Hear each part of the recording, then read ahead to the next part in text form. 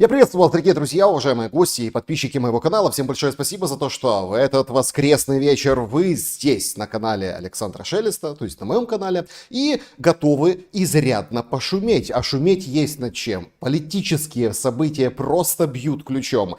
И то, что казалось еще вчера невозможным, становится прямо наяву, прям можно руку протянуть и дотронуться. Давайте будем пробовать это делать. Традиционно начинаем наш эфир с такой переклички игры в города. Откуда вы? Напишите в чате трансляции, вот прямо сейчас. Ура, да, действительно, Екатеринбург, Королев, отлично. Мичиган ждет, Красноярск смотрит, замечательно, Новосибирск. Это просто потрясающе. Спасибо большое за то, что выходите, да, и пишите открыто, откуда вы. Действительно, прошли очень знаменательное событие. Все будем обсуждать.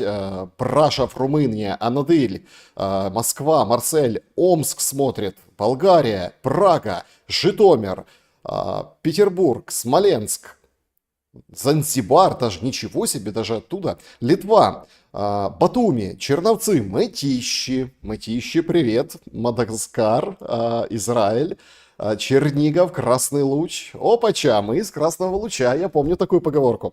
Значит, Ивановская область, спасибо большое. Мордор с вами. Ну, сейчас вообще непонятно, какую страну называть Мордором, если честно. Но спасибо, что и вы с нами тоже. Казахстан, Кисловодск, Самара, Кёльн, значит, Мордовия, Луганск, Бишкек, Москва, Приднестровье, Казань, Луцк. Замечательно, друзья. Вот в этим замечательным интернациональным и, таким действительно широким составом давайте попробуем сегодня поразмышлять. В конце подведем, конечно же, итоги нашего опроса. Что, собственно, будет дальше? Что нас ждет, да, по итогам вот этих бурных политических выходных? Какой сценарий более вероятен? Значит, срыв переговоров и перемирия не будет. Сначала перемирие, а потом переговоры, как настаивает Антанта и Зеленский. Перемирие после переговоров или переговоры будут, а перемирия не будет.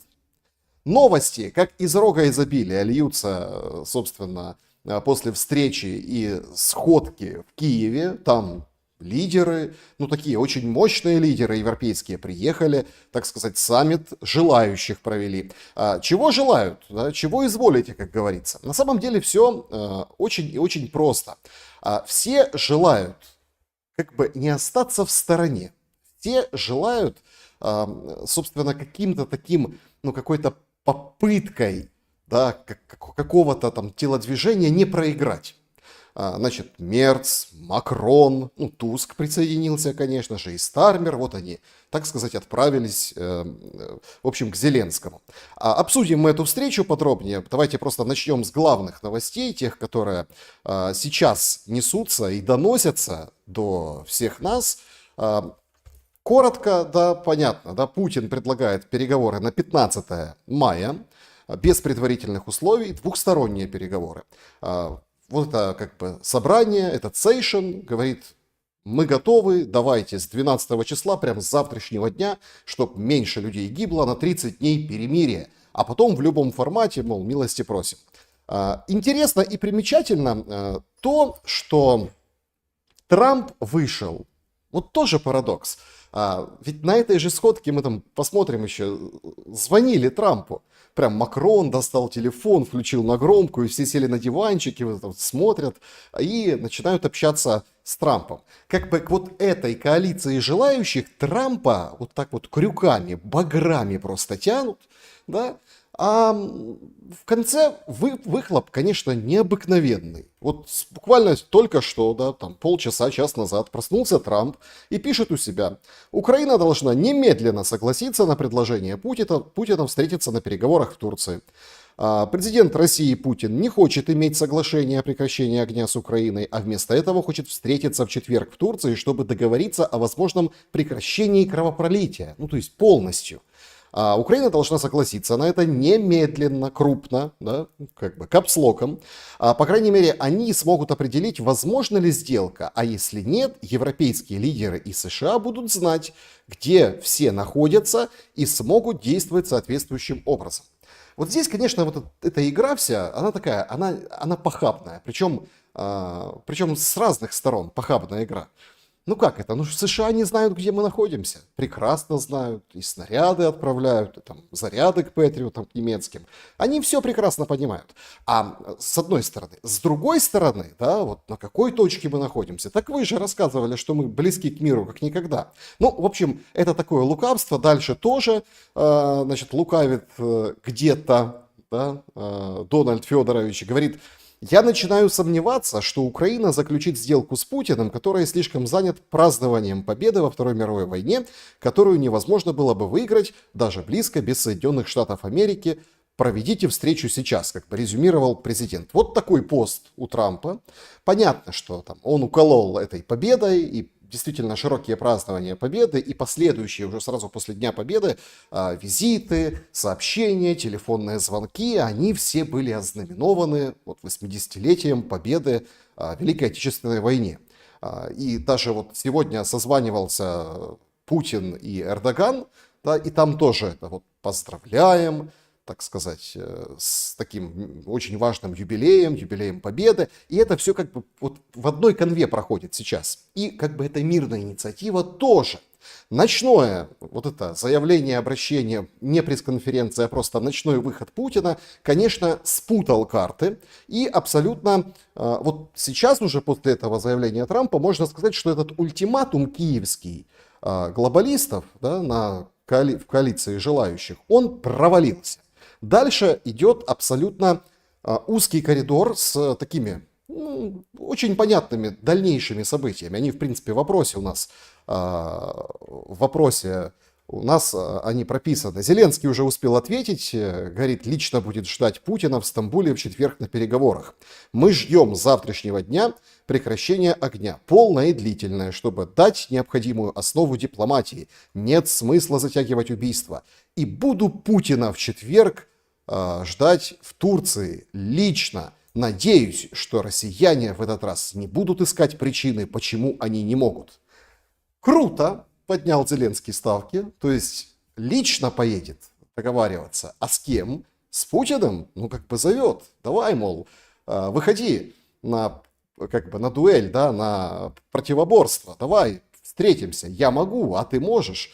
Помните вот эта история, как бы она мне напоминает вот это с Вакарчуком, там, если ты да, то и я да, если ты нет, то я может быть, вот эти все моменты, стадион так стадион, вот примерно стадион так стадион в Стамбуле предлагает Зеленский, но очень же важная история с этим прекращением огня с завтрашнего дня.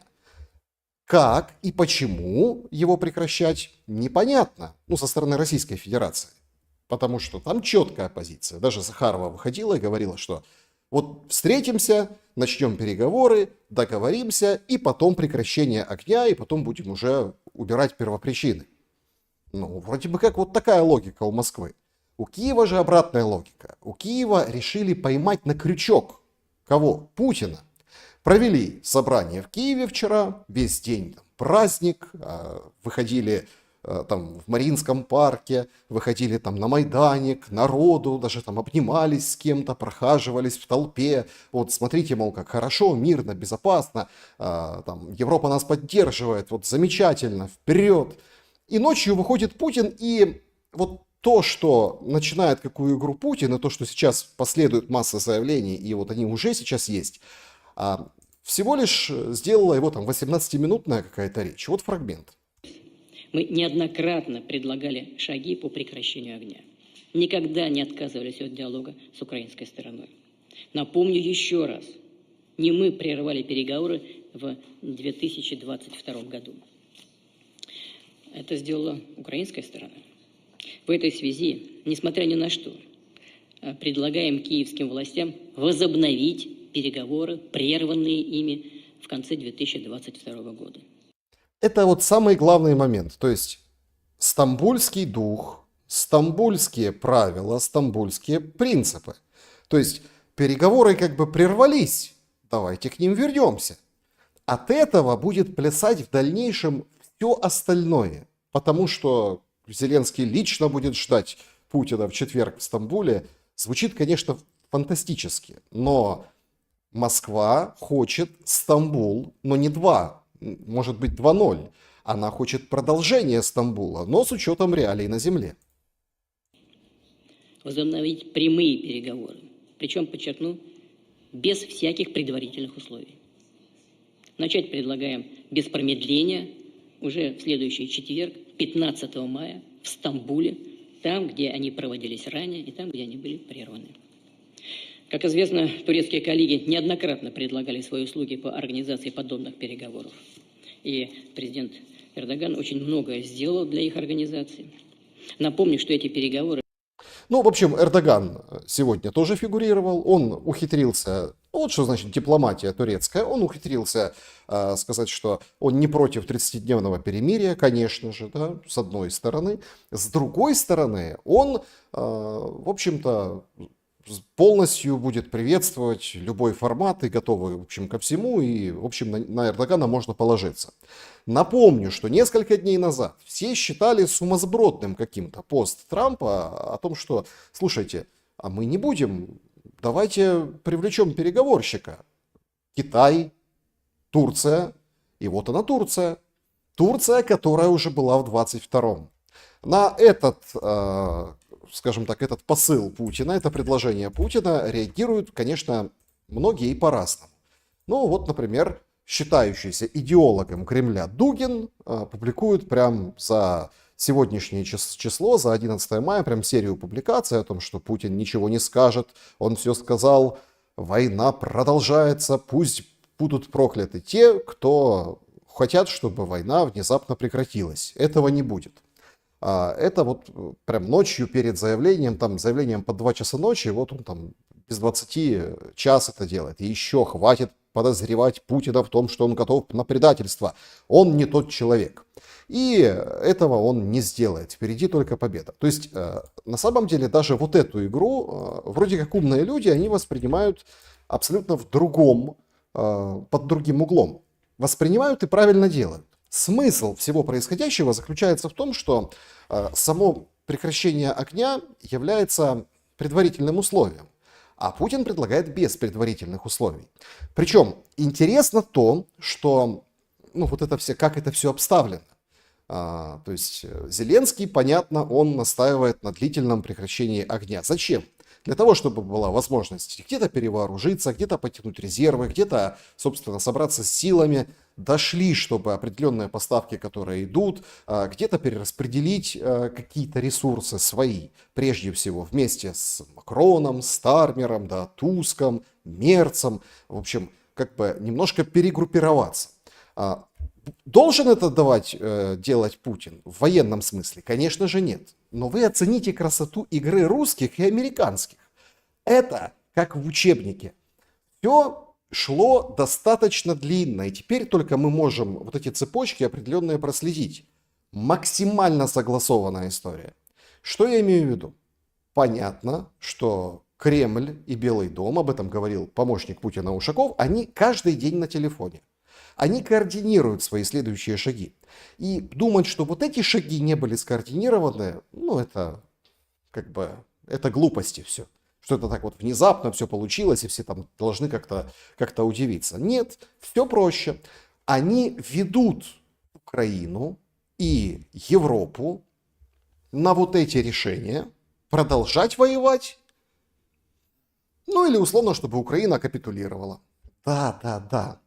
Это слово, капитуляция, там, да, она, конечно, у всем режет слух, говорят, что это неправда, это не полная капитуляция, так не бывает, там, это никто не капитулирует, Украина сохранила, да, сохранила, но, по сути, там посыл, что будет Стамбул 2.0 или Стамбул новый, но уже с вот этими, как бы, реалиями на земле, сразу порождает массу вопросов.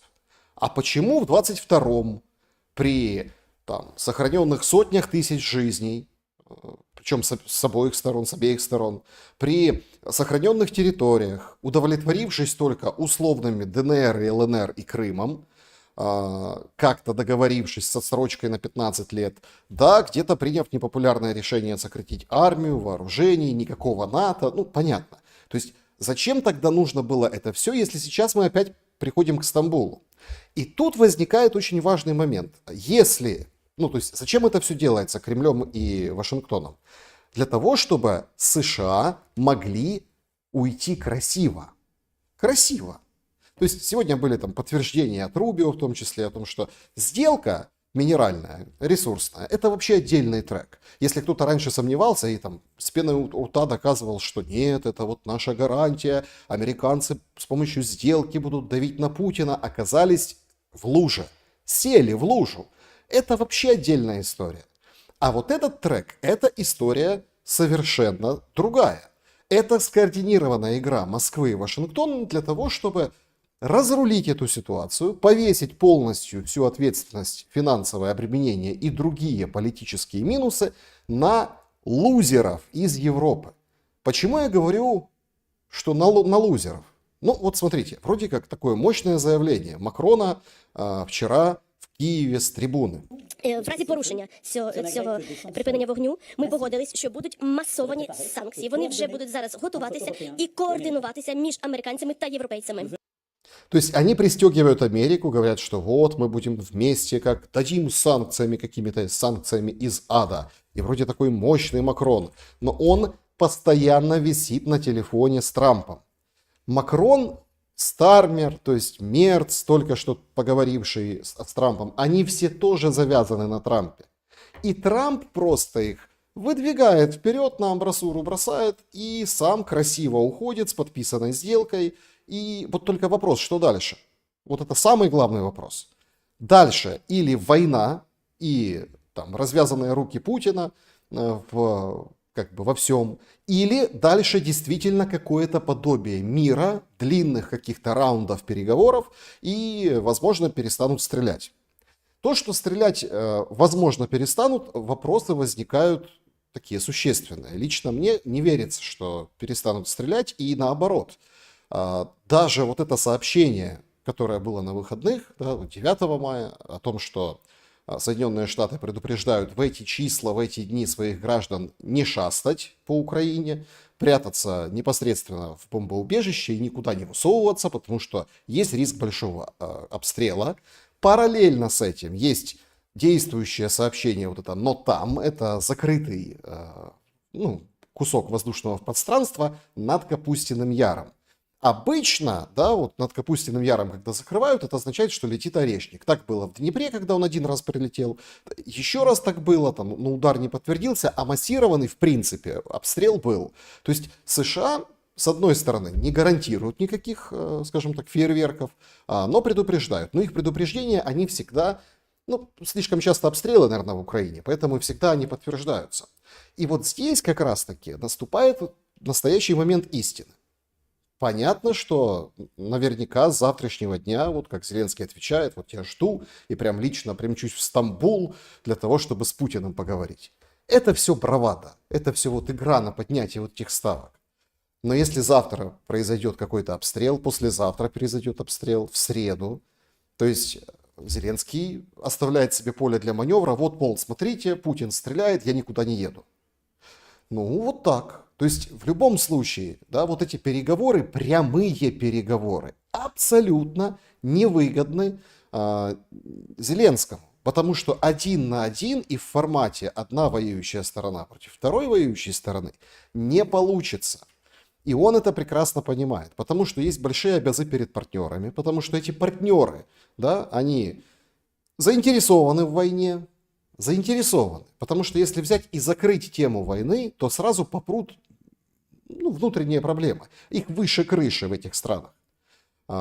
И вот эти там теплые отношения, они, конечно, замечательно, того же Макрона и Зеленского, но ты не продашь своему избирателю теплого отношения. Ровно вчера, вот что происходит в Париже.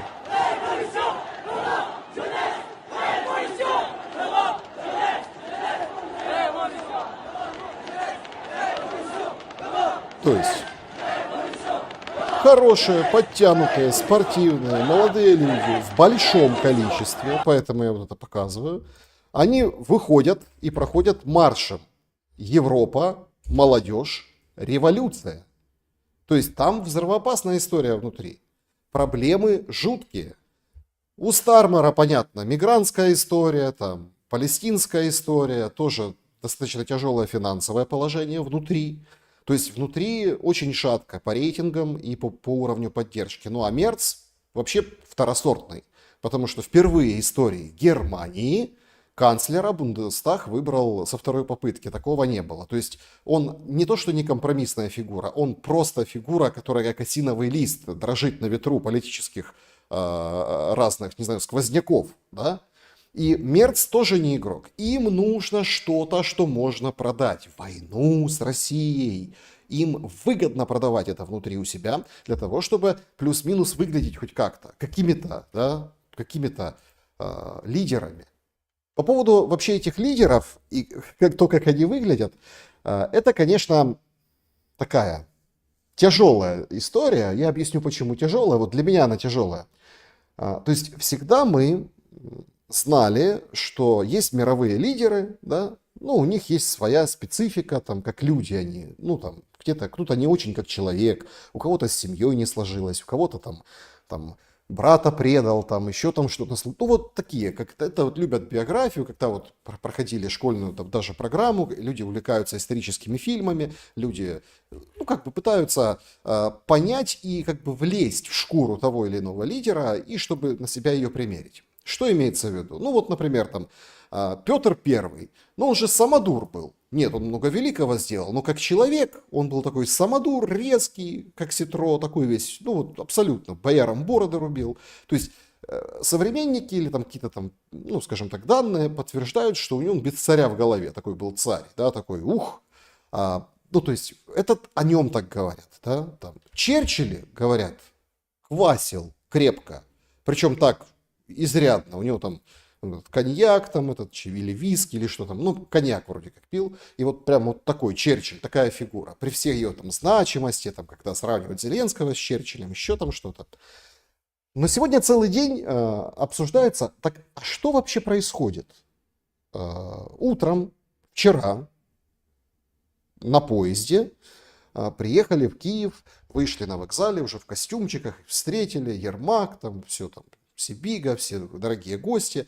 Но до этого они, получается, ехали там сколько-то часов, да, поездом с Польши. И к ним внезапно, вот в их этот вагон, завалились журналисты.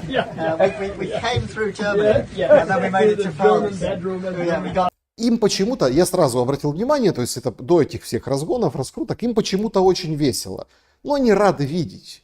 Они, с одной стороны, вроде как рады видеть друг друга, им как-то смеются странно.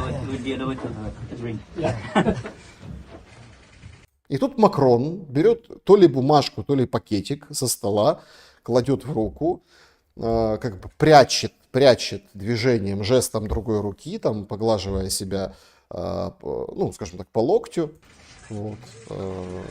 И они как-то очень странно фотографируются, лица странные.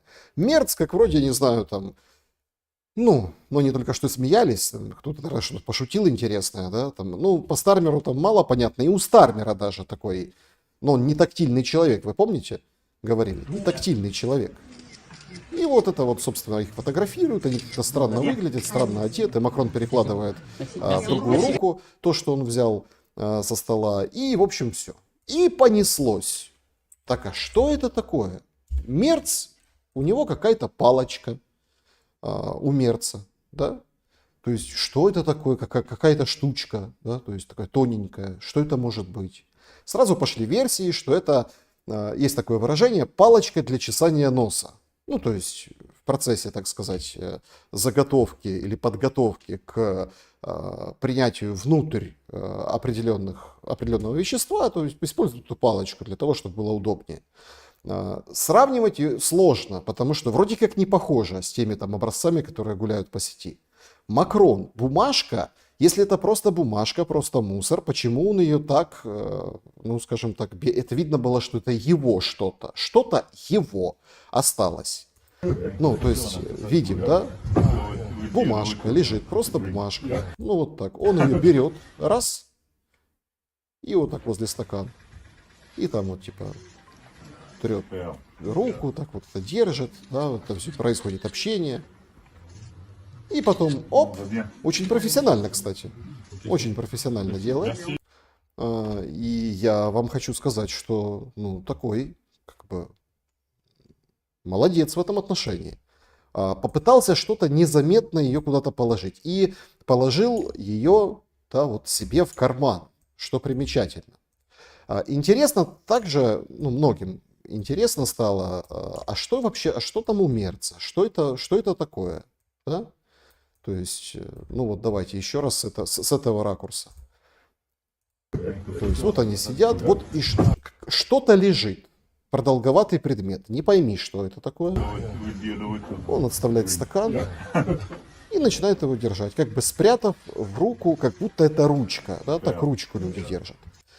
И многие предположили, что что-то тут нечисто. Да и вид у них был достаточно какой-то полурастерянный, полустранный. То ли правда журналистов запустили не вовремя, и что-то там происходило до, то ли они как так немножко как бы так скукожились, да, вот застеснялись кого-то, что-то. На официальном уровне спикер Министерства иностранных дел Захарова путем сарказма с анекдотом сказала, что сели в поезд француз, немец и англичанин и дунули. Ну вот так. Понятно, что выражение мало дипломатичное, но они прямо говорят о том, что ну что-то употребили. Что-то употребили, как говорится, на дорожку, да. Ну, кто-то достает там пузырь, разворачивает курочку, яички, ну, в поезде, да. А у них вот такой образ жизни.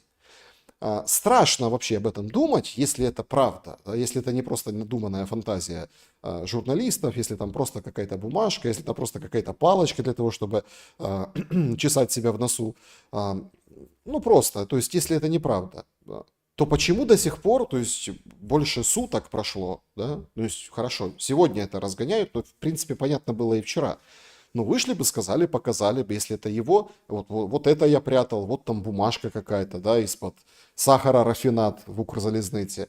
А это что? Да, просто палочка, там, палочка такая, выручалочка, не знаю, там, я трубку курю, вот это вот прочищаю, или там, есть там разные там нагревательные элементы, тоже вот чистить, там, такая-то вот такая штучка. То есть уже бы что-то сказали. До сих пор этого никто не прокомментировал, что удивительно, вот если честно.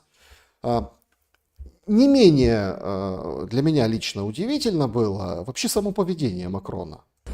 Ну, это они уже уезжая, прощались.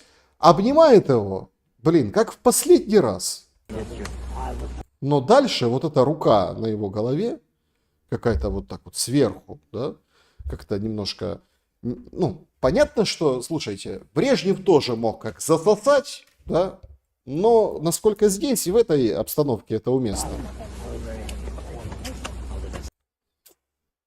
На всю Ивановскую чмокнул. Чмокнул так чмокнул. Я думал, что Зеленский мог оглохнуть от того, как он его чмокнул, то ли в шею, то ли там в щеку, то ли еще как-то так вот, куда достал. Он что-то говорит про хаос, то есть там мой дом, типа, да, там что-то. Хаос, то ли там Украина мой дом, то ли я тебя жду там, у себя дома, когда приедешь в следующий раз. Он говорит спасибо, спасибо. Смотрите, какие довольные они оба. А вот это тоже вообще непонятно. Вот за ручки вот это вот берет. Вот. Явно, ну, Макрон с точки зрения...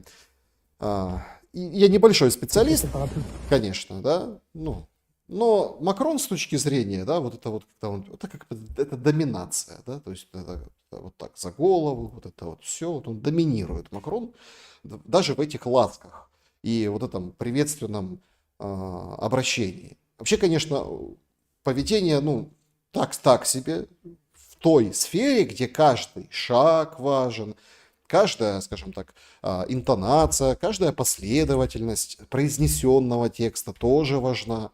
Поэтому такое дело. Как я уже говорил, это все, собственно, мероприятие в Мариинском дворце ознаменовалось торжественным звонком Трампу.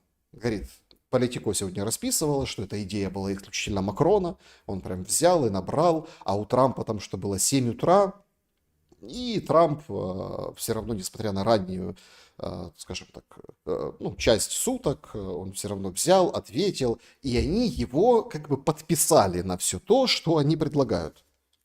Предлагают они, конечно, прекращение огня с завтрашнего дня и санкции. Санкции как бы целый хвост предлагают, такие страшные. И вы знаете, ну вот этот вот звонок Трампу, он показывает не то, что не самостоятельность, он показывает какой-то, ну, какую-то игру. Они затеяли этой антантой, да, своей определенную игру поставить в стойло рядом с собой Трампа, который не системный, как бы кто к нему ни относился. Понятно, он там может назаявлять с три короба. У него, ясное дело, мало что получается в отношении остановки войн. Сейчас там целая серия публикаций о том, что с Биби Нетаньяху уже не такие дружеские отношения, потому что, ну, вроде как Трамп хуситов победил, а хуситы берут и, так сказать, атакуют Израиль, и там и долетает что-то, говорят. То есть не получается. Правда, с Ираном есть хорошие подвижки. Сегодня по Ирану Витков, там 3 или 4 часа они беседовали на непрямых переговорах с представителями МИД Ирана. И было сообщено, президент сообщил Ирану о том, что они готовы, как шаг навстречу, ограничить, ну, вот это, да, скажем так, обогащение урана, то есть это чтобы продемонстрировать США, что нет никаких вот этих там зловещих планов, и, мол, давайте дальше договариваться. И вроде как переговоры прошли конструктивно, хорошо, обещают подробности завтра по этим переговорам, которые вот на этих выходных провел Витков по Ближнему Востоку. Но все равно все едет со скрипом и с большим трудом. А тут тебе вот, он почему-то, Трамп, должен становиться на сторону Европы ради чего? То есть, да, Европа и так на цирлах носится с Трампом, звонки за звонками, то Мерц, то Макрон, то Стармер. Кстати, по поводу Стармера. Его в ресторан крымско-татарской кухни привели. Удивительно, выбор удивительный, с намеком, понятное дело, на Крым. Причем его там ждали, об этом свидетельствуют, всех выстроили, даже подарок нашли, как подготовить там. Ну, в пакетике, видимо, какие-то угощения, сладости, и вот эта тарелка. Он очень обрадовался, что получил тарелку. И вот крымско-татарскую кухню, наверное, попробовал. Вообще, вот это 15 мая, ну, таким дамокловым мечом висит над всем происходящим и может стать действительно переломным моментом. Переломным, ну, как в истории, что ли, да? Потому что в истории этой войны. Потому что вот почему-то считалось, что у нас перемога будет 15 мая. И вот эта вот женщина с известнейшего мема, которая там кричала, что перемога будет, ее уже так достали, что она вышла с решительным ответом, так сказать. Не доставайте мене з тією перемогою. Задовбали вже. Да, не услышали мы решительный ответ. Значит, ну, в общем, вот эта женщина, вы, Перемога наверное, все узнали. буде 15 травня. А рік це один тільки Бог знає. Якого року? Да, в общем, она говорит, это она, как бы автор мема, что будет 15 числа, перемога будет 15 числа, а в каком году, понятное дело, не скажу. Но будет 15 числа. Это, конечно, обнадеживает, но тут мы станем свидетелями определенного момента истины. Зеленский после вот этого, ну, это рекомендация, настойчивая рекомендация Трампа, не поехать в Стамбул не может. Но принимая правила игры Стамбула, с учетом новых реалий, Зеленский как по себе роет сам могилу. Это понятно, что он вводит санкции, там всех неугодных там наказывают, выдавливают, бросают по тюрьмам. Как бы малюк, который Героя Украины получил, глава СБУ, он работает, безусловно. Но я могу вам сказать, что по правилам Стамбула это означает политический крах вот этой системы изнутри. Поэтому с точки зрения там, Зеленского диспозиции соглашаться на Стамбул нельзя. В принципе нельзя. И вы же заметили, что там это не Саудовская Аравия, это не какой-то там, не какая-то другая страна, это вот именно Стамбул. То есть это отсылка к тем прошлым условиям. Потому что если он пойдет на Стамбул, к нему сразу будет масса вопросов. Во-первых, а нахиба это все? Зачем это все было нужно, если опять Стамбул? Если этого Стамбула не будет, то мы понимаем, что будет какой-то другой Стамбул, а он уже, ну, то если у нас Стамбул-1, Стамбул-2, Стамбул-3, то есть, значит, надо заканчивать, пока еще стало не совсем неплохие, не совсем условия. На что рассчитывать, непонятно. И, соответственно, как потом переизбираться после Стамбула? Никак. То есть Трамп красиво выходит сам, сливает Зеленского под стамбульские как бы тяжбы. Причем примечательно, что в эти числа примерно у Трампа визит на Ближний Восток. Рубио перед этим визитом, он будет сопровождать, понятно, Трампа, он тоже находится в Турции, в Стамбуле. Там совпадают даты по неформальному слету министров иностранных дел НАТО. И как раз таки вот там, ну, условно, 13-16, а вот там 15-го вот это приглашение, куда собрался ехать Зеленский и ждать там лично Путина. Ну, не знаю, как бы зачем Россия на это пошла, понятно. Многих очень триггернуло вот в этом длинном, ночном, ожидаемом, волнительном заявлении Путина, что он впервые назвал войну войной. Сразу все переполошились, говорят, а что, а как? Тут у нас люди говорят война и получают за это срок, получают за это, скажем так, немилость от государства, кто-то вынужден бежать, уезжать, а тут сам Путин говорит война. Ну так Путин это говорит ровно для того, чтобы, условно, языком Трампа, ну, как бы придать большие величины, большие пределы чисел, в которых идет расчет. В общем, интересно, что будет в четверг и будет ли что-то завтра. Потому что, судя по всему, Зеленский не поедет. Но если он не поедет, то это означает остаточно прощавай Дональд Трамп. И вся поддержка, и действительно в глазах мировой общественности, а пресса после ночного обращения Путина вся сегодня вышла с такими очень позитивными заголовками о том, что все, момент истины, все близко, конец войны близок, вот они, первые надежды на мир, нормальный и прочный. Поэтому игра такая, очень опасная для Зеленского, причем следующий его ход, любой, то ли согласие на поездку в Стамбул, то ли несогласие, все равно там как бы есть последствия негативные, причем непонятно где больше, в первом или во втором случае. Не хотел вам показать, но в принципе смысла уже в этом нет. Да, вот, очень обрадовались Келлогу сегодня. Келлогу.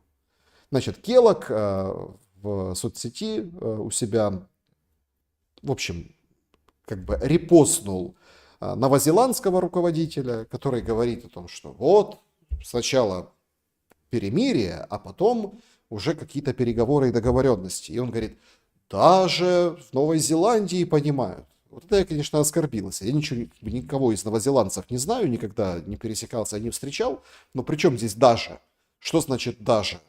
То есть они там настолько такие тупые, что вот даже в Новой Зеландии понимают. То есть странный какой-то пост, но его все тиражируют, и им говорят, вот, смотрите, Кит Келлог за нас, Трамп за нас. Но потом вечером вот это вот выходит немедленный призыв к переговорам от Трампа лично. И тут уже как бы вот эта вся игра, она вскрылась. Загоняют. Вот это стадо загоняют в определенные рамки. И войну нашу загоняют в рамки Стамбула. Причем это выгодно и Трампу. Это невыгодно европейским вот этим лидерам потужным. Но это все к этому идет. Определенные стамбульские договоренности нас теперь в том или ином виде рано или поздно ожидают по войне. По поводу последствий, там, мол, если не согласятся, какие-то будут последствия. Вопрос спорный, да, потому что что-то будут решать Штаты, что-то будут решать европейцы. Европейцы, конечно, там за санкции, они вот такие все очень боевые, а США просто как бы могут умыть руки. Но тут будет очень многое зависеть от того, вообще состоится или не состоится вот эта встреча.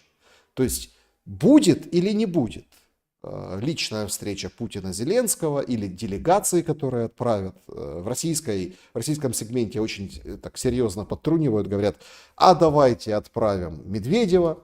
У нас Кость Бондаренко пишет о том, что самое там лучшее оружие это безуглое. Вообще, я бы представил переговоры Медведева и безуглой. Вот это было бы как бы шоу, только их надо в прямом эфире показывать, чтобы было всем интересно. Медведев против безуглой.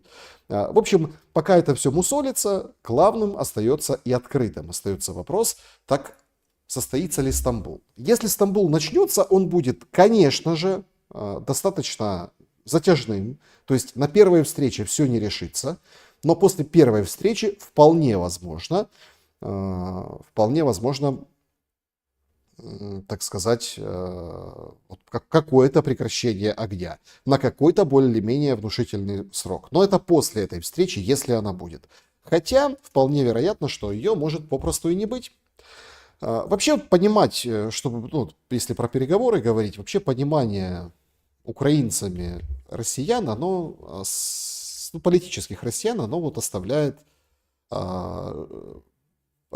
много вопросов.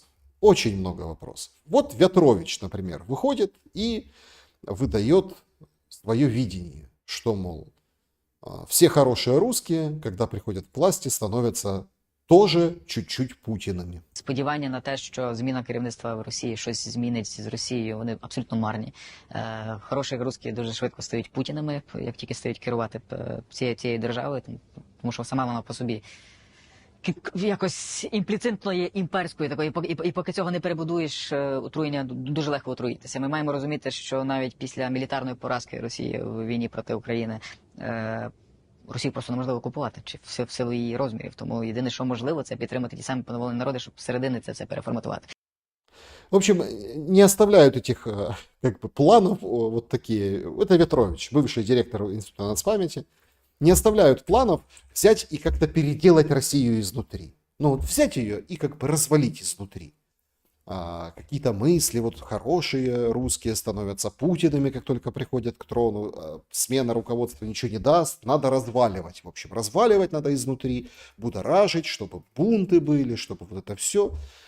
Вообще смотрится на фоне пожара вот этого переговорного, и не только переговорного, а и вот такого на фронте, потому что там очередной населенный пункт, там Новоалександровка, еще населенный пункт на Донбассе, то есть есть продвижение войск российских буквально за вот эти сутки, хотя вроде как перемирие, да, то есть 10 числа особо наступательных действий не было, но тем не менее продвижение вперед есть, оно фиксируется. По мере того, как сгорает экономика, люди сгорают на этой войне, выжигание происходит общественное, то есть восприятие. Вот они сидят и вот рассуждают о том, что Россию не изменить, только надо разваливать, надо как-то вот изнутри менять и переформатировать. Кто ты, Ветрович? А оккупировать Россию невозможно, потому что Россия слишком большая. Вот, представляете, какая мысль? Вот это аналитика. Аналитика называется уровень Бог.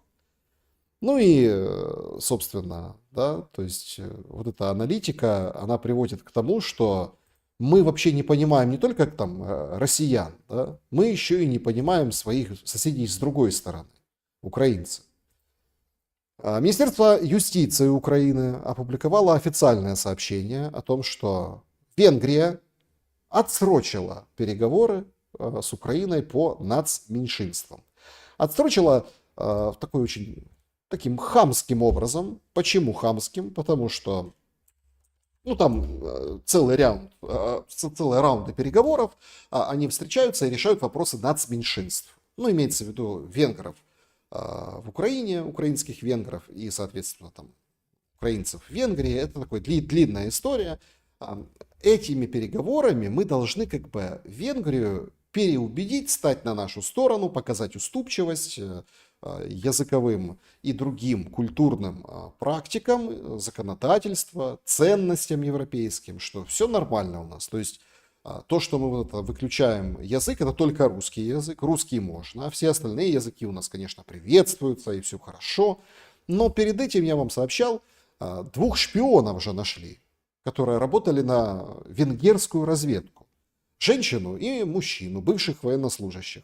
И из-за этого скандала есть там представитель, ну, Мадяр есть представитель правительства, он комментировал эту историю, о том, что из-за вот этого шпиона мании вот такой, да, из-за того, что это опубличили, посла вызывали, некоторых дипломатов в течение 48 часов, прогнал Сибига из Украины, то и эти переговоры не состоялись.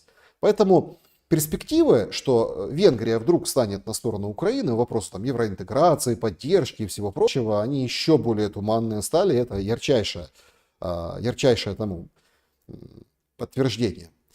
Также сегодня проносятся тоже отголоски 9 мая в Украине и разных, скажем, таких не очень приятных историй.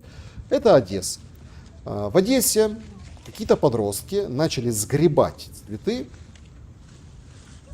И, ну, там пишут, этого на видео нет, они просто берут и убирают цветы возле памятника неизвестному матросу в Одессе.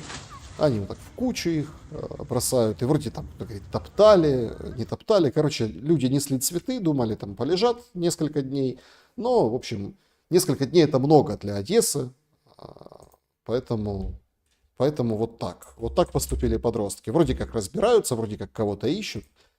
Вообще, конечно, ужасная история с этими цветами. Ну, лежат цветы, лежат, коммунальщики уберут. Это все акционизм. А давайте акцию проведем. А давайте вот что-то сделаем. Вот каким-то образом, да, повлияем на ситуацию. Значит, по поводу 9 мая, это, конечно, потрясающее объявление в подъезде, как фотофакт. Значит, уважаемые соседи, значит, которые, в общем, День Победы, там, слушают песни и музыку, и старший по подъезду, Бутенко КГ, говорит, что вообще последний раз предупреждаю, если еще раз услышу эти песни на День Победы, то вместе с ТЦК, вместе с полицией, он знает, что в какой квартире какой уклонист, вот он придет и будет мстить. Представляете? Ну, вот такая душещипательная история. Ну, ему там, соответственно, тоже уже прямо на этом объявлении какие-то добрые люди, они уже и написали ему ответ. В принципе, я с этим ответом солидарен. То есть Бутенко, вот этому старшему по подъезду, туда и дорога. Вообще то, что происходит с ТЦК, это какой-то ужас, если честно. Сегодня пришло вот такое видео, это город Харьков. Значит, ну, собственно, все как всегда.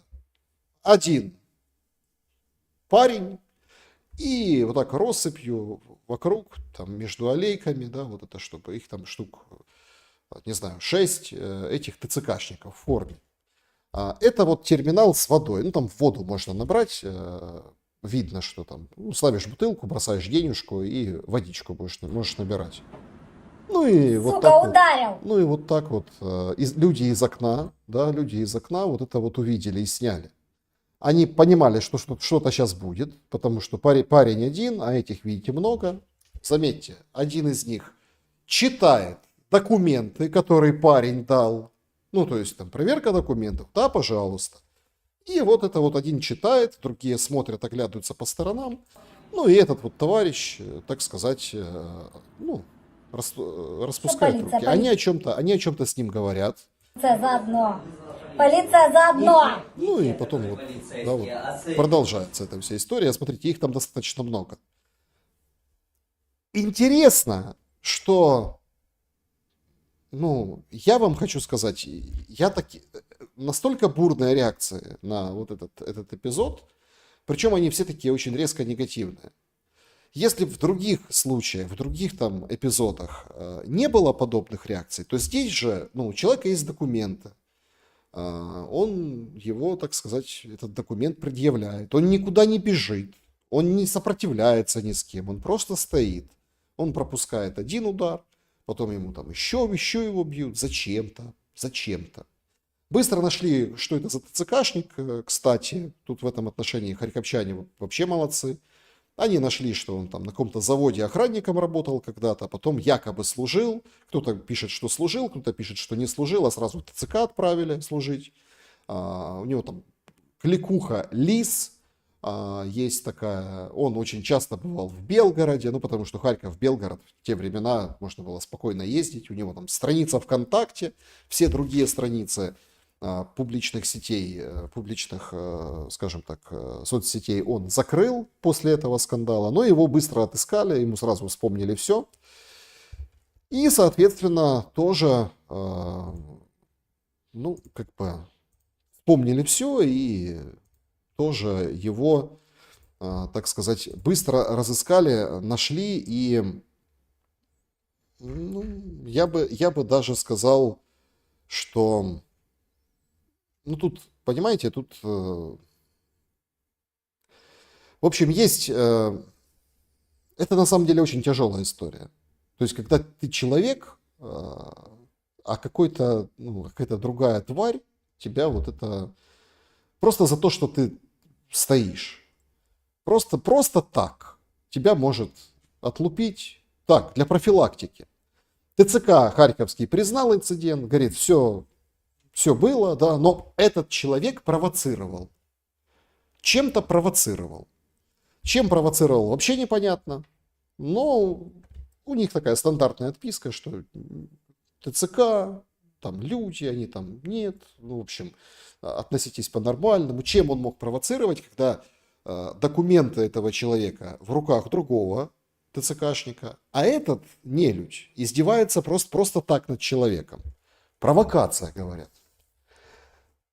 Параллельно с этим очень сильно возмущаются военные. Значит, это военнослужащий Александр Крамарчук, позывной у него Гром. Он комментировал ситуацию, этот случай из ТЦК в Харькове. Значит, говорит, очередное видео в ленте с автомата, где продавали воду, понял, что по автомату, поэтому понял, что в Харькове. Я все время пытался найти хоть какие-то оправдания вот этим действиям ТЦК, военнослужащих.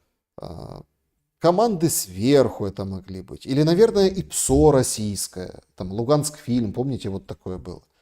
Но, извините, уже надоело, пишет военный Александр Крамарчук.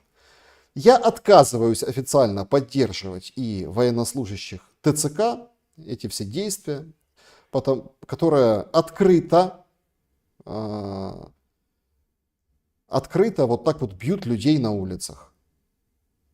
И это уже стало каким-то, не знаю, бичом, что ли, нашего общества. Военные уже против ТЦКшников, представляете? Ситуация катастрофическая. Я, конечно, хотел как-то, когда готовился к шуму сегодняшнему, как-то более боевым образом прокомментировать, потому что и в телеграм-канале у меня много было комментариев, и комментариев по этому поводу, и все такие очень едкие. Напишите, что думаете вы по поводу этого случая. Может ли вот этот лист дрянной, ну вот что-то кардинально изменить? Или все-таки... Ну, какие-то там 2 удара в живот, это ничего по сравнению с тем, как мордуют, убивают, не довозят, выбрасывают на трассе. То есть эти 2 удара в живот как бы немножко там побузят и перестанут. И параллельно с этим всплывают, ну, очень интересные персонажи. Как, например, товарищ Яйценюх. 650 тисяч осіб призовного віку. За данными Европейской комиссии. Это он говорит, что 650 тысяч мужчин призывного возраста на территории Европы. Покинули територію України. Як вони виїхали? Как они выехали? Я думал, он сейчас что-то полезное скажет для общества, да? Для украинцев, которые благодаря, в том числе и ему, да, вот оказались в той ситуации, в которой оказались. А ему интересно, как они выехали. Ну от просто як вони виїхали? От поясніть мені це. Як їх пропустили через державний кордон України? Как это? Как это возможно? Как вот они выехали? То есть, понимаете, вот уровень экспертизы политической, вылазят вот эти, о которых уже все забыли. И чтобы не забыли, он сейчас вот это... А как они могли выехать? Ну как, кто как? Кто через речку, кто через горы, кто по поддельным справкам, кто по настоящим справкам, кто заплатил на границе, кто просто перешел границу. Надо закрывать границу на замок. Кожен громадянин, який знаходиться в цивільному житті, має дати чітку відповідь на запитання, чому він не служить. Вот так вот.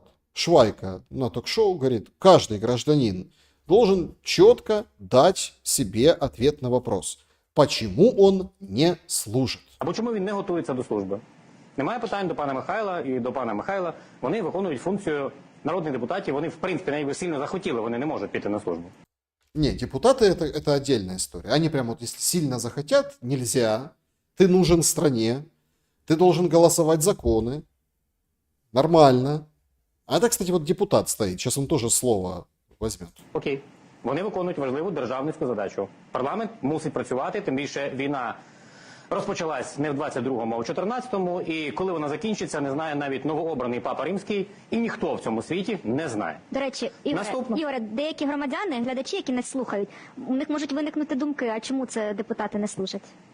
Ну, правда, некоторые люди, которые нас смотрят, у них могут мысли возникнуть. Вы вот вслушайтесь в эту формулировку. У некоторых людей могут возникнуть мысли. Мы сейчас дальше поговорим об этом. Це я так. Депутати Наперед мають забігаю. забезпечувати роботу законодавчого органу. Це їхня функція. Якщо б вони цього не робили, перед ними було те ж саме запитання. Стосовно служби народних депутатів. Давайте. Я теж за те, як і більшість народу, щоб всі пішли служити. Але є один нюанс, що виявляється, цього найбільше хотіла Росія, яка запускала Это Россия хотела, чтобы все депутаты пошли служить.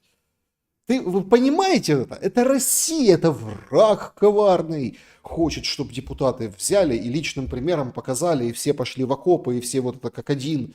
Это русским выгодно. У нас что нет, то русским выгодно. Видео это русские ИПСО. Вот этот вот лис, по-любому какое-то русское ИПСО, да, который там бил парня у автомата с водой. Депутаты на фронт – это вообще российский нарратив. ці тези. Знаєте чому? Бо конституційний орган, Верховна Рада, сьогодні щотижня ми приймаємо мінімум 10-15 законів, які стосуються спрощення списання військової техніки, щоб було забюрократизовано, навіть щоб дозволити нашим льотчикам деякі речі порушувати за безпеки, теж ми ухвалюємо. То есть, чтобы разрешить, это он просто вот это набрасывает, то есть, чтобы разрешить летчикам нарушать определенные условия технической безопасности, это же мы принимаем. И вообще вот это все мы принимаем.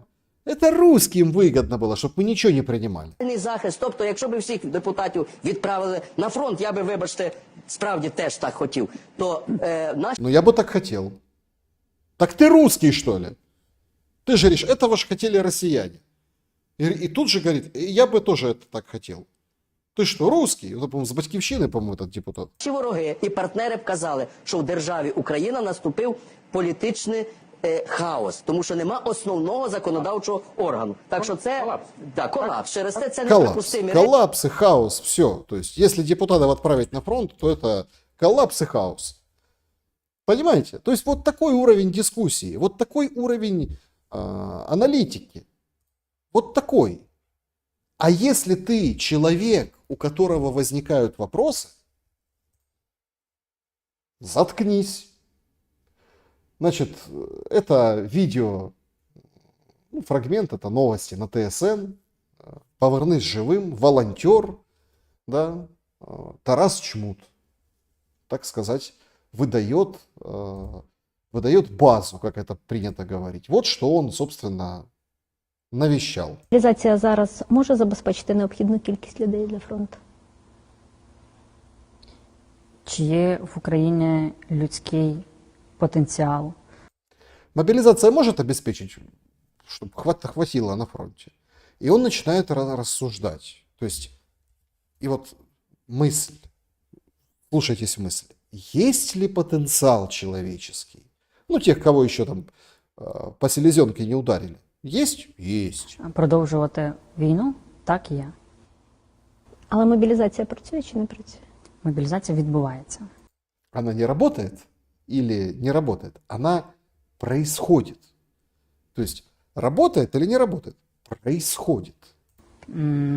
Поки ми не закриємо TikTok, поки ми не закриємо Telegram, поки ми не почнемо щось робити з відверто проросійськими блогерами і іншими псевдолідерами думок, на жаль, буде важко. То есть мы должны закрыть Telegram, TikTok, что-то сделать с открыто пророссийскими блогерами и псевдолидерами мысли. А вот тут начинают вопросы. Я уже даже не задаю вопрос, там, пророссийский, не пророссийский. Это уже как это как прилепили и забыли. То есть эту, ну, да, эту бирку. Тут возникает другой вопрос. А как понять, он откровенно пророссийский или не откровенно пророссийский? А вот как это? Вот кто будет определять? И вообще, что-то сделать? Это что? Это надо, ну, санкции, уголовные дела, там, искать, отстреливать по всему миру. Ну что делать? То есть, что он имеет в виду? Но TikTok и Telegram надо закрывать. Причем интересно, что TikTok и Telegram надо закрывать. Говорят как раз таки эти депутаты, которых нельзя отправлять в армию, потому что они выполняют очень важную государственную функцию. Телеграм – це інструмент ворожий, що би хто не казав. Значит, Потураев, Никита, говорит, Telegram – это инструмент вражеский, кто бы что ни говорил. Зручний, так, можливо, дуже зручний меседж, але ми маємо розуміти, що це один з основних інструментів ворога по знищенню української держави і нації. Ось все, ну крапка. То есть это инструмент по уничтожению украинского государства и нации. Знаете, мне сразу хочется задать, как это говорила ведущая на этом ток-шоу. У некоторых людей может возникнуть вопрос. А что же это за государство и нация такая, которую можно разрушить с помощью Telegram? Вот что это такое? То есть, понимаете, насколько оболванены, насколько вот, придурковаты вот эти слова. То есть, государство и нация уничтожается ТикТоком и Телеграмом. И вообще мобилизация не проходит, потому что ТикТок и Телеграм. Ужас просто. Надо все запретить. Все запретить. Если честно, мне эта вся история с запретами ТикТок, Телеграм напоминает, это новость сегодня вышла. Значит, в Германии вспыхнул бунт в психиатрической клинике для преступников. Там спецназ провел масштабную спецоперацию. Сообщается, что один из пациентов забаррикадировался. Он был пьян и агрессивен. Как алкоголь оказался в медучреждении, никто не знает. К мужчине присоединились другие пациенты. Они поджигали мебель, строили баррикады. Внутри здания вспыхнул пожар. Сотрудники клиники начали эвакуацию, часть персонала выбежала наружу, здание окружил спецназ, к месту стянуты были бронированные машины, вертолеты, которые прикрывали бойцов и перебрасывали их туда. И для возможного штурма доставили спецтехнику, грузовик с рампой для проникновения через крышу. Мне такое ощущение складывается, что это вот преступники психбольные под веществами. Ну вот, внутри. Начинают там мебель поджигать, вот это все. Они, то есть, психбольные. Они вот, оно все сгорит, и они там сгорят, и, в общем, и хорошо. Это вот одного порядка вещи, понимаете? Одного и того же порядка. Вот такой бунт в психбольнице. Еще одну новость давайте обсудим. Она действительно очень перспективная. И я могу вам сказать, что это не просто новость. Это прям действительно аналитический кусок. Важный, я считаю. Значит, Sunday Times выдает на гора материал. Значит, Sunday Times, так сказать, публикует версию, что Барбара Вудворд, ну, это фотография этой Барбары, вот она рядом с прошлой королевой. Значит, она заменит в сентябре Мура на позиции Ми-6. Значит, есть уже целая такая достаточно большая группа разных аналитиков, анализирующих вот эту замену. То есть Мур, о Бёрн сейчас не слышно, не видно. Мур тоже уйдет, да, то есть Бёрнс ушел, Мур уйдет, вот эту Барбару ставят. И именно с осени начнется, ну, вот такой достаточно большой переформат ситуации, в том числе и вокруг Украины. Сейчас такая странная идет война между Индией и Пакистаном, да, то есть, ну вот непосредственно сегодня там как бы прекращение огня, да, между Индией и Пакистаном, и на одной из рек открыли шлюзы, и эта река так протекает, что в принципе Пакистан будет с водой. Там праздник в Пакистане, потому что объявили, что они победили в войне. Индия говорит, что мы вроде как перемирие, но мы спецоперацию по уничтожению террористов мы не останавливаем. Куда лупили, куда попали, показывают вообще не все. Тоже встречаются вот эти кадры на официальном пакистанском уровне из военной игры компьютерной Arma 3. Есть масса заявлений, в общем, обострения периодически случаются такими накатами, ночными накатами. Никому не выгодна эта война, но я просто почему на этом акцентирую, потому что это как раз-таки тоже вотчина Британии. Пакистан, Индия, да, бывшие британские колонии. То есть Барбара Вудворд. Она станет новой, она, скажем так, Мур получит свои серебряные рыцарские шпоры, да, и уходит на покой. И станет она. Значит, что о ней известно? Буквально несколько ее заявлений. Все говорят почему-то, что вот с уходом Мура у Ермака, у Зеленского что-то начнется очень плохо. Ну, в общем, позиции ослабнут. Но если посмотреть на эту Барбару, то она говорила и называла войной преднамеренной и неспровоцированной Путина в Украине. Она говорит о том, что Россия целенаправленно засоряет повестку дня для Совбеза чушью о биолабораториях в Украине, хотя это уже признанный факт американцами. Она называла там Россию нищей, она говорила, что Россия там заминировала проходы к украинским портам и может атаковать гражданские суда, что там российская идея многосторонности означает для мира там войну и разрушение. Трусливая атака на больницу в Киеве, когда ракета прилетела в Ахмадет. Кремль запускает пропагандистскую кампанию для нагнетания враждебности. То есть она в духе, то есть она в конве. Это не какая-то совершенно другая. Тем более, что она на неформальное заседание Совбеза, лично она, да, пригласила там представителя Азова, Горшнева, да, Горшнева, и тоже является поклонником дивизии войск, да, вот, СС «Мертвая голова». То есть своеобразная. Это потенциальный глава, да, разведки Британии. Поэтому о том, что что-то изменится, ну, сказать откровенно сложно. И наверняка, ну, мне так кажется, на эту барышню, в том числе в Киеве, ждут, ну, ее там прям ожидают. Завершить сегодняшний шум, основную его часть, да, и перейдем непосредственно к вопросам. Я бы хотел, да, вот этим видео. Значит, это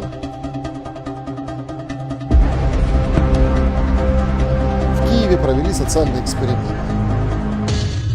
То есть стоит девушка. И эта девушка, ну, как бы, да, социальный эксперимент. Она стала, говорит, делай со мной все, что хочешь. Ну, люди там зеваки собрались и так далее. И, да. Кто-то вытирает, кто-то возмущается, что вы это делаете. Что вы издеваетесь, да, потому мужик поступился, ну что? Чем поить маслом растительным, чем бить яйца. Кто-то подходит, целует ее, кто-то поддерживает, кто-то нет. Участник боевых действий, иди сюда. Я тоже участник боевых действий. Ну, там это все сопровождается съемками. Очень философский соціальний експеримент. Ну, Конечно, я відчула біль, призваний, мені дуже боляче, що призваний так з жінкою роблять. как бы доказать, ну или как показать людям, вот мы какие внутри. Если этих товарищей я сравнивал с психбольными, которые бунт в Германии учинили, которые там телеграм запрещают и все остальное, то вот эту ситуацию, вот этот социальный эксперимент, вот эту девушку можно, в принципе, и с Украиной сравнить. Как бы это больно ни было. Выходят некоторые, говорят, что вы делаете, да, зачем вы это все. Ну, вообще всем в основной массе по приколу. Ну а что, эксперимент такой. Над Украиной такой же проводят. Значит, какой сценарий более вероятен сейчас, как вам кажется? Подведем итоги нашего сегодняшнего голосования. 3% считают, что сначала будет перемирие, а потом переговоры. Ну, то, на чем делает упор Зеленский сейчас, то, что он сейчас продвигает, вот это бравада его. Я жду тебя, Путин, в Стамбуле в четверг. Давай. Будем, так сказать. Значит, 15% перемирие будет после переговоров.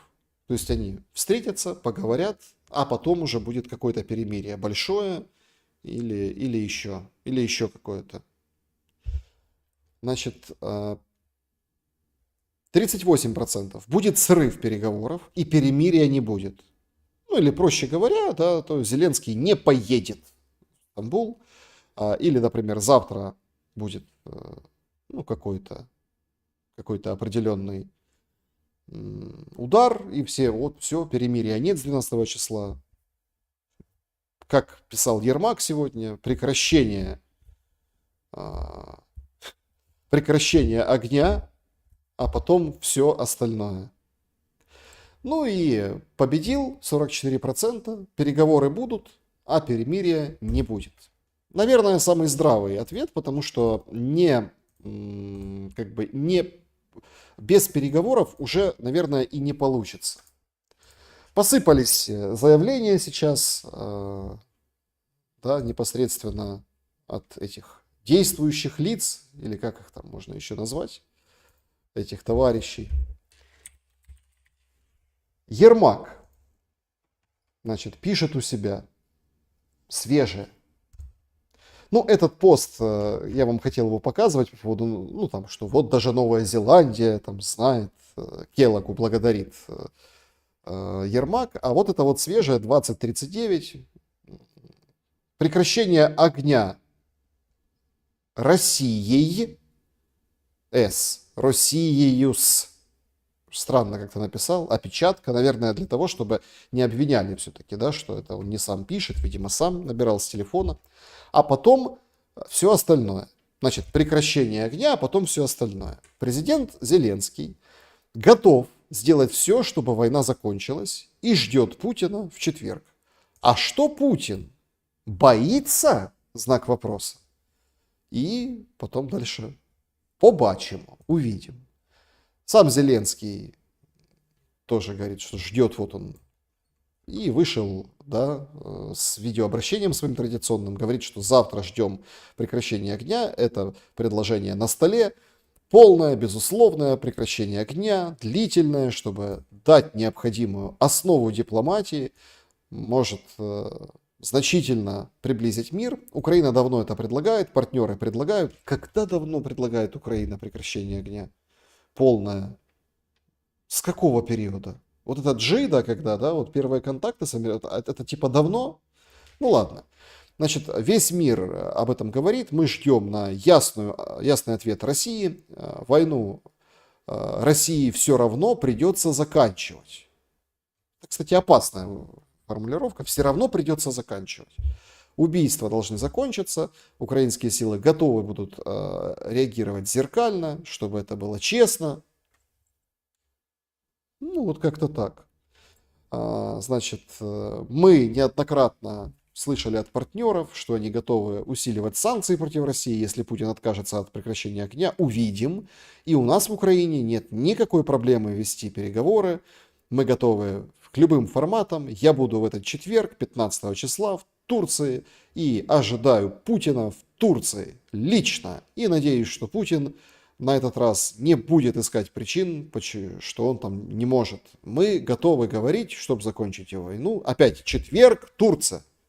Я же вам говорю, стадион так стадион. Стадион так стадион. Ну, принципиально интересно, между прочим, выглядит в том числе вот самый главный вопрос ввиду всего этого. Так что, до четверга надо отменять указ о запрете на переговоры с Путиным? Ну, этот указ, решение СНБО, это вот 30 сентября 2022 год. Констатировать невозможность проведения переговоров с президентом Российской Федерации Путиным. Вот прям под номером 1, прям выделено.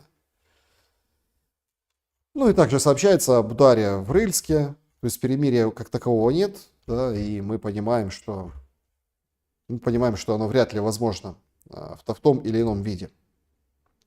Ну что, вот такой шум, дорогие друзья, вот такой у нас сегодня новостной блок. Чего ждать дальше? Возникают вопросы. Стадион так стадион. Сначала Порошенко звал, теперь вот он зовет Путина. И, соответственно, есть какие-то планы у Зеленского на вот эти переговоры. Но сначала прекращение огня. Насколько это возможно, вопрос странный, потому что логика Зеленского, она такая простая, двухходовочка, простая как двери. Но мы вначале говорили сегодняшнего эфира, что все гораздо сложнее у Трампа и Путина, у их команд, как они разыгрывают эту партию. Ну, у них и партия больше. У Зеленского сейчас как бы остановка огня, прекращение огня. Прекращение огня ради того, чтобы, да, ну, все понимают, ради того, чтобы перевооружиться. Значит, давайте по вопросам пройдемся непосредственно из телеграм-канала, да, вот из клуба зрителей. Значит, пишет Павел Чичулин: хорошо, перемирие, я за, а что делать с промытыми мозгами? А вот это вот, кстати, на самом деле очень хороший вопрос.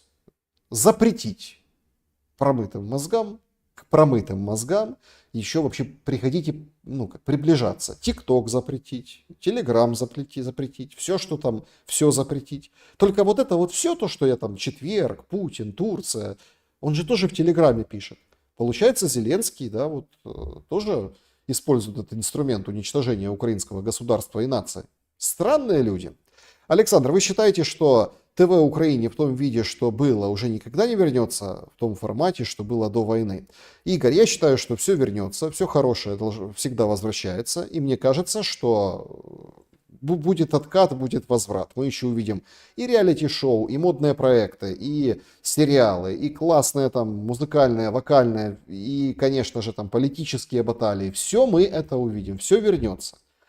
Вопрос только, что делать с промытыми мозгами? Понимаете? Вот в этом вопрос.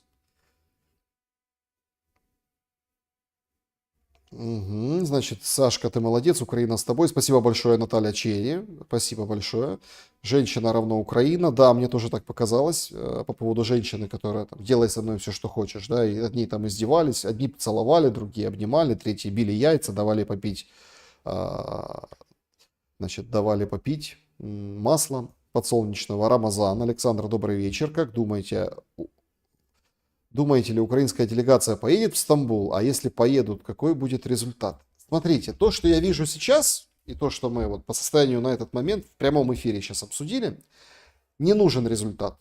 В этом и игра Зеленского. Ему не нужен результат. Тут же, смотрите, какая штука. Он говорит, перемирие давай. И мы готовы. Но Путин пошел, он говорит, давайте переговоры в Стамбуле 15 числа. Зеленский не может отказаться. Поэтому он вытаскивает свою старую избитую карту. На самом деле это очень избитая карта. Стадион так стадион. Давай, я буду, а ты будешь. А что, зассал вот это вот, дворовое вот это, криворожское, понимаете? Вот на эту карту. То есть сейчас вот по логике вещей, если повестись на вот эту штуку Зеленского, да, вот если повестись, то получается, как бы Зеленский вызвал Путина в Стамбул. Этого не будет. Ну, не дадут так. И он об этом знает, Зеленский, да, что так, и поэтому он так играет и себя так ведет. Никакого перемирия, понятное дело, завтра не будет. Будут удары, вполне себе вероятно, что Соединенные Штаты не обманули, и к этому как раз-таки Стамбулу, ну, может случиться нечто. Может случиться очень большой и тяжелый удар. Может случиться так, что в результате этого удара Зеленский не будет в Стамбуле. Даже так может произойти. Орешник не зря вот это вот там начиняли и как бы над Капустиным Яром небо закрывали. Может произойти все, что угодно. Это вот самый опасный период. Потому что в ответ на вот эту дерзость русские будут бить. Ну, у них такая логика. То есть, но Зеленскому это и надо. Да? То есть Зеленскому и надо, чтобы вот что-то такое тяжелое прилетело, и потом сказать, вот смотрите, весь мир, вот это вот мы такая Украина, делай со мной все, что хочешь, как эта женщина, да? А русские невменяемые вот так ударили.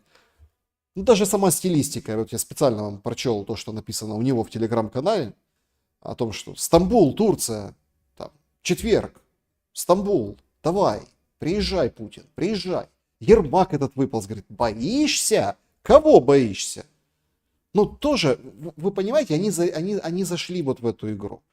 Они думают, что они ее ведут. В этом большая ошибка. Они думают, что они сейчас вот это, да, то есть разводящие. Ну, посмотрим. Мне кажется, что интересно, конечно. Я поеду в Стамбул. Ну, хорошо. А с кем ты будешь встречаться? То есть, смотрите, целиком, вот это, конечно, такая полушутка, там, да, что Медведева отправят, например. Ну, хорошо, Медведев хоть какая-то должность там у него есть, хотя бы так формально номинальная, да, но есть должность. Так они могут такого же Мединского отправить. Такого же Мединского. И Зеленский будет сидеть и ждать Путина, а к нему приедет Мединский условный. Ну, не именно Мединский, а вот условный Мединский. Почему? Потому что переговоры. Ну, мы же помним, как проходил Стамбул. Поэтому тут такая игра. Значит, ну по поводу тяжелого удара вполне вероятно. И я вам так скажу, после вот этих... Ну, в общем, по моему мнению, опять-таки, я не владею никакими там инсайдами, ничего еще. То есть вот это... Но вот это, судя по вот этой вот манере, то... Могут прицелиться и в первое лицо. Ну, это мне так кажется. Так, провокация взорвут дом пятиэтажный. Возможно. Александр, вы жалеете, что когда-нибудь надели маечку с надписью про русский корабль? Нет, про майку. Ну, подождите. Был период такой, да. Надпись «Русский корабль». Мы все мало знали об этом. Понятное дело, что она прохудилась, и она сейчас где-то в киевской мусорке. Надо вернуться в русское культурное поле, условно СССР 2.0. Множество проблем исчезнут сразу. Что вы думаете на этот счет? Смотрите, у СССР 2.0 уже не будет. Слишком много изменили вот эти перевороты, Майданы и этот ужас, который... И самое главное, слишком много маргарина затасовали в мозги украинцев. Слишком много.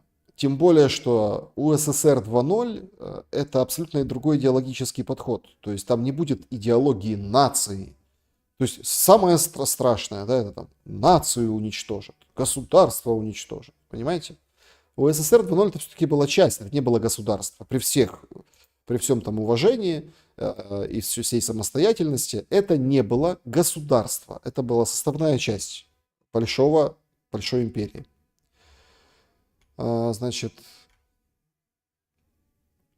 Анна, Александр, не думаете ли вы, что Алиев специально не поехал на парад, чтобы его не заподозрили в заранее согласованном посредничестве. Посредничестве между кем и кем? Алиев, ну, вы имеете в виду Алиев, говорим Алиев, подразумеваем Эрдоган, говорим Эрдоган, подразумеваем... Это на самом деле британские игры.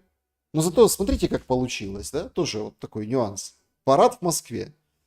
Открывают из всех гостей, имеется в виду войск гостей, открывают азербайджанцы.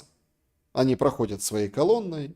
На трибуне стоит Пашинян и смотрит, получается, на азербайджанцев, которые его победили. Вполне вероятно, что какие-то военные оттуда Карабах и забирали в том числе. Да? То есть такая вот, как это, постмодернистская политика. Это в британская игра, то, что он не поехал. Дело не в посредничестве. Кася М. Александр, с девушкой эксперимент это повтор перформанса середины прошлого века. Только тогда это было в виде инсталляции в арт-галерее. Люди вели себя так же, хотя типа эстеты. Да, вполне вероятно. Ну, не вполне вероятно, так оно и есть, но вот так это просто сделали такой перформанс. Просто я вам его проиллюстрировал, потому что вот это вот так выглядит вообще эта вся история. Вот день даже, шум даже этот наш политический и страна, и люди, вот эта вот девушка, это Украина, так сейчас выглядит. Опять-таки, мне кажется. Так. Значит, Саша, мозги промываются школьной скамьи, поколение 20-30-летних инвалидизированы пропагандой катастрофически. Это лет на 50 или Макаренко Антон Семенович воскреснет. Я не думаю, что Макаренко... Смотрите, тут опять-таки, если мы берем циклы временные, то, с какой скоростью все меняется, Лина Востроилова это вопрос задала, то все гораздо быстрее. То есть там, где лет 50, ну, мы можем 5 сказать. То есть в 10 раз ускоряется все. Генерация, потоки. То есть игры только дешевые. Вот эти вокруг перемирия. Да? Игры дешевые. А генерация, как бы люди меняются быстрее. Им тяжело, но они... Это не на 20-30 лет, я уверен. Так.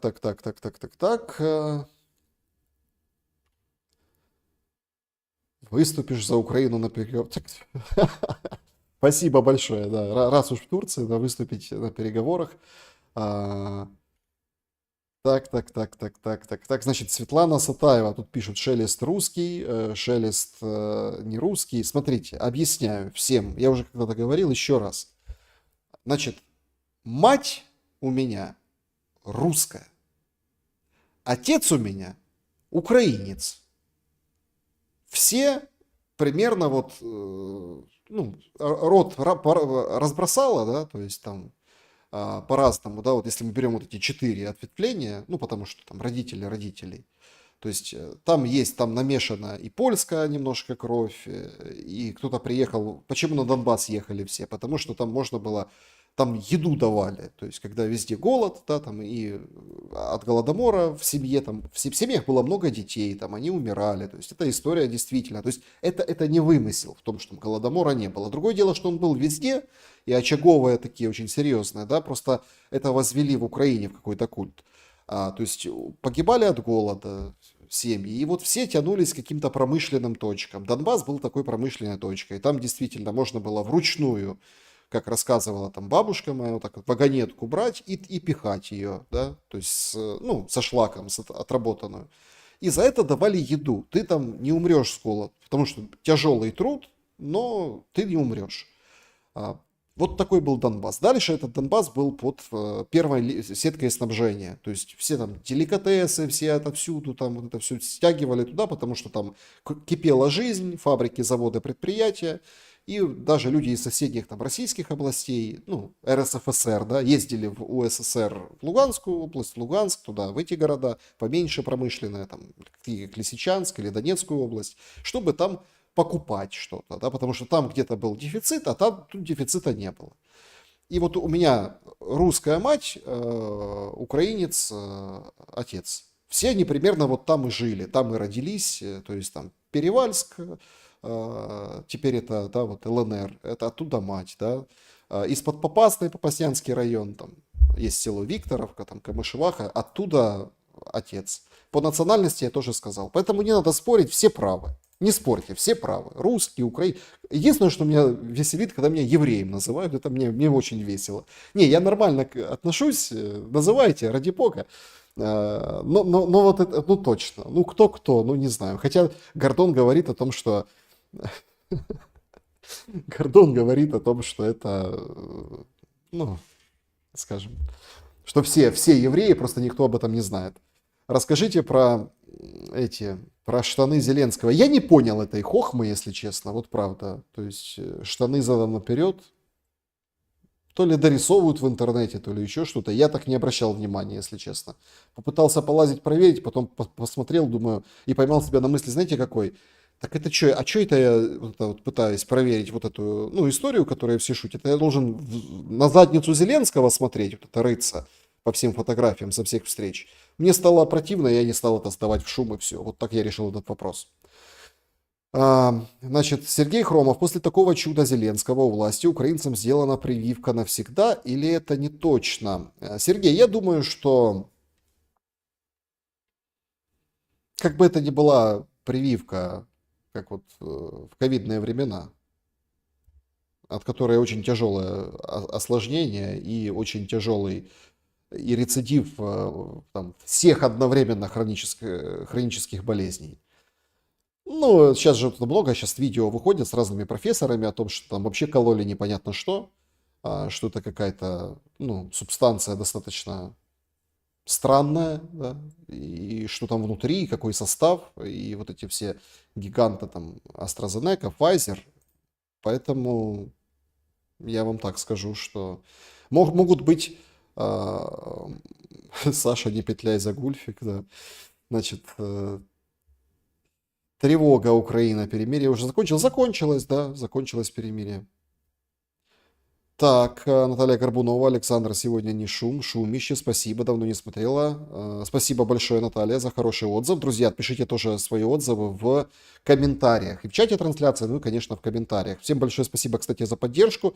QR-код, которым вы пользуетесь, чтобы поддержать канал. И если работают функции в вашей стране, это суперфункции, суперчат, ну и так далее. Так, да, штаны Зеленского, как трусы Васильчука, производство искусственного интеллекта, это вполне возможно. Ну а зачем? Угу. Значит,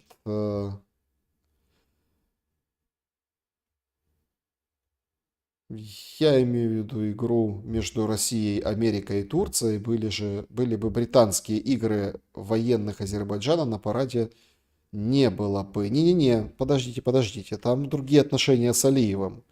Были бы, почему нет? Почему не были? Почему в России оппозиция маргинала, в Украине лучшие люди? А так кажется, всякие есть везде люди. Шуму, респект, перфект, спасибо большое. Саша, как вы выехали, может, это поможет моим родственникам. Я выехал законно. У меня были все основания. Я мог выехать раньше, я мог выехать позже, я мог заехать, приехать и могу. Ну, сейчас уже нет, потому что санкции там уже все. То есть это абсолютно законно. То есть есть обстоятельства, по которым я, то есть, могу. Другое дело, что с этими обстоятельствами я так и не добился ничего от военкомата. Ну, имеется в виду там какой-то штампа, печати. Так мой военный билет у них там и лежит на оформлении. То есть они это специальная схема, они вот это вот очереди создают. Очереди, ну тогда создавали, сейчас по-быстрому решаются. Очереди, и чтобы там человека мариновать, чтобы там или денег дал потом, или как-то, ну, в общем, какой-то ужас на самом деле они устроили. Ну, вот это вот примерно 1,5 года назад, вот это вот год назад, в этом промежутке. Они устроили законодательный ужас. Поэтому в этом отношении, то есть, я не знаю, то есть, как бы, что с этим.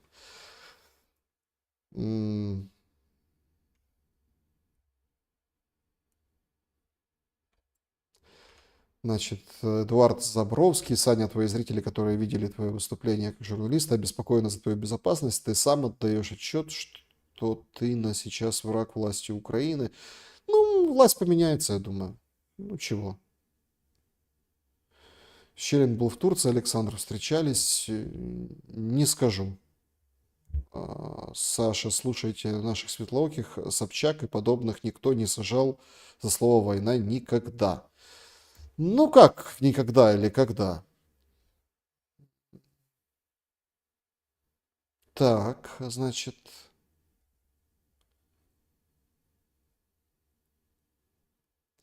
Андрей, к футболке с кораблем какое сейчас отношение? Готов одеть? Нет, сейчас не готов одеть. Грузия молодцы, возложили цветы к памятнику Кантарии, а вы, украинцы, хоть вспомнили про Береста? Ну, Быкова хоть вспомнили, и то спасибо. Значит, благодарят за интервью, спасибо вам тоже большое.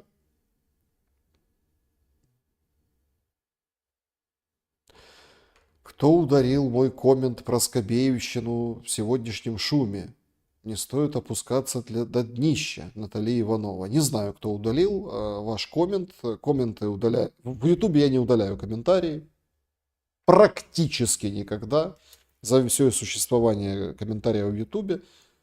Парочку, может, удалил каких-то отбитых. Ну, это вот за эти там почти 3 года. Никогда не удаляю в комменты. Ну, а в чате, в телеграм-канале Шелест все-таки, как это, посоветовался, я решил. Ну, в общем, поставил бота, вроде как решил проблему со жрицами любви, которые залетают искусственным интеллектом, и там система предупреждений. Вроде проще и легче. Понятно, что есть ошибки, есть некорректные. Ну, может, как это, притрется механизм и заработает все более-менее нормально. Значит.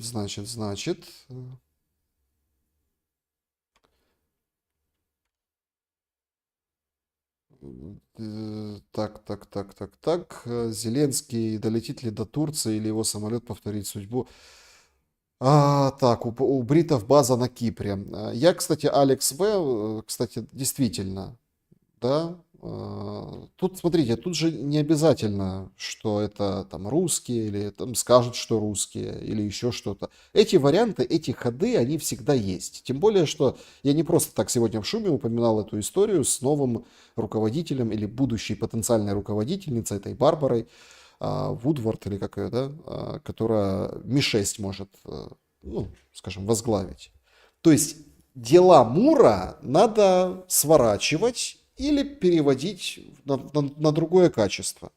То есть Зеленский, да даже Залужный, да, который сегодня лайкнул публикацию, где сомневались, настоящее ли было покушение на Стерненко. И все так раскудахтались, это что, представляете, Залужный лайкнул публикацию, где автор сомневается, было ли это настоящее покушение на Стерненко. Вот это Залужный, Ермак, вот этот офис, вот это все. Как бы это проект Мура, который будут прикрывать. Павел, Израиль. Отправляют на счастье, стремишься к власти, что ты не стремишься. Как жаль, что ты не стремишься к власти, как жаль, что невозможно положиться. Значит, понимаете, в чем дело? Еще раз, это очень важный момент. Я не стремлюсь к власти, это правда. Просто иногда в истории страны, иногда в истории народов бывают эпизоды, когда власть валяется под ногами. И ее берут и поднимают. И, зачастую это, конечно, ушлые подонки и негодяи. Но иногда же бывает, что плюс-минус нормальные люди, иногда, которые ее поднимают не потому, что она плохо лежит, а потому, что там чувствуют важность того, что они поднимут, а будут оберегать. Может, это наивное рассуждение, конечно, надеяться на такое. Смотрите, вариантов нет никаких. Вот здесь вот пишет Алла Львович: Саша, что с выборами, заглохло? Видите, заглохло. Видите сейчас? У Зеленского стадион так стадион с Путина в четверг. Поэтому про выборы. Действительно. Сергей, Александр Шелест, радиохулиганы смотрят. Спасибо, привет радиохулиганам. Серьезно ли Зеленский рассчитывает на личную встречу с Путиным? Мне кажется, несерьезно. Мне кажется, это все игра на слабо. Мне кажется, так. Александр, спасибо за вашу работу. Мы с вами земляки. Спасибо большое. Дональд Трамп анонсировал скорую публикацию наиважнейшей истины. Да, Алена, да, это будет самая важная истина. Это прошлое была наиважнейшая, а это супер наиважнейшая истина. Я думаю, как опубликуют, это будет нечто. Это будет здорово. Верните Яценюка, пусть идет на фронт.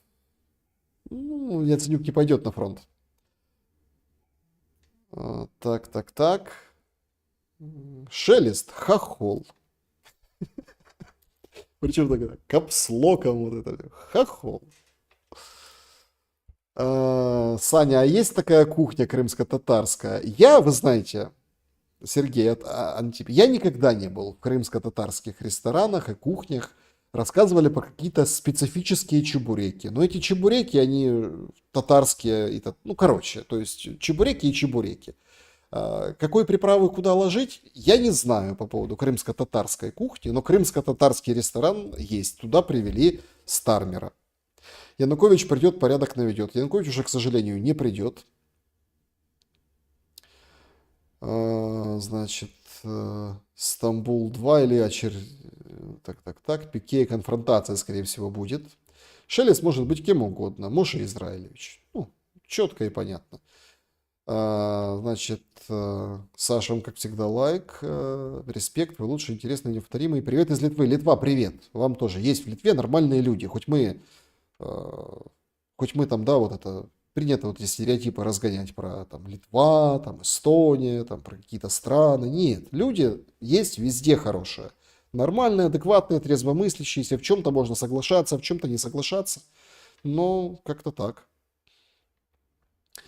Так, украинцы. Вот опять, украинцы они такие.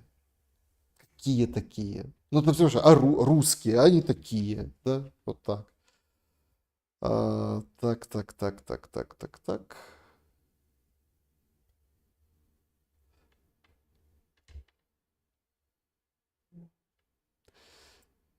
Так, друзья, значит, всем большое спасибо. Вот тоже хороший вопрос, что Зеля решил приехать сам, да? Вот тоже, да, вот важен такой, сам. Помните, я рассказывал когда-то вот эту историю, как там Саша Белый из бригады. Я пришел на вашу поляну один, там, я знаю, что со мной будет. Давай, мы там с тобой. Ну, вот это вот они включили эту историю кварталовскую. Ну, как бы ремейк, да, пародия такая. Друзья, всем большое спасибо за сегодняшний шум. Я очень прошу комментарий. Я единственное, о чем жалею в сегодняшнем шуме, я хотел действительно про парня, которого ТЦКшник лупил, я хотел высказаться, конечно, по-другому. Вот я сейчас даже перематываю, так рефлексирую назад. Это заслуживает очень таких серьезных и более эмоциональных, и более таких резких комментариев. Но мне просто стало обидно за страну, понимаете? То есть вот этот вот, если эта девушка, это вот эта Украина с эксперимента вот этого, да, эстетического, то это парень, это будущее, ну вот народ, видите, мужчина, защитник, как он себя чувствует в этой стране. Какое-то рабство, крепостничество, панщина какая-то. А он тебя может ударить. И так еще так оглядываются по сторонам, них тоже не снимают, ниоткуда не видно. Долбень, с окна тебя сняли. Как ты вот менжуешься вот это там по сторонам. И ты понимаешь, что он тебе не ответить не может. Он один, вас там человек 8, 6, 8 вокруг. Напишите в комментариях по этому поводу тоже. И вообще, как вам шум? Как шумится? Завтра интересное интервью. Я очень прошу подписаться, если не подписаны на мой канал. Поставьте лайк. Это очень важно. И увидимся. Добра и света.